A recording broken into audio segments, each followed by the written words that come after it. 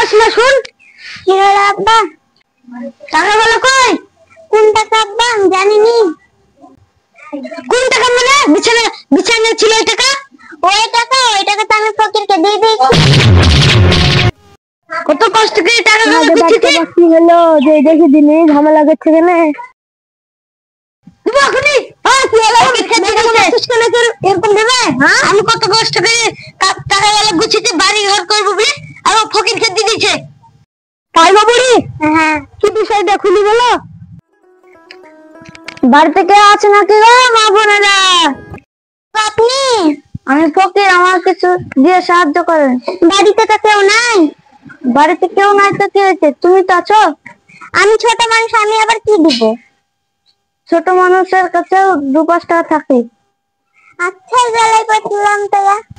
আমার কাছে তো এই নকল টাকাগুলো ছিল, ওই টাকাগুলো তুমি দাঁড়ান দিচ্ছি। লেন টাকা। আমি এতগুলো টাকা নেবো না। Lane lane.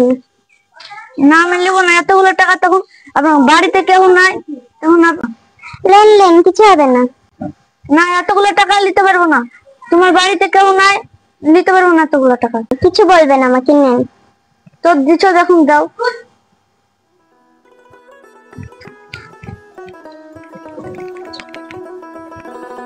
এতগুলো টাকা, আমার তো কপাল খুলে গেল।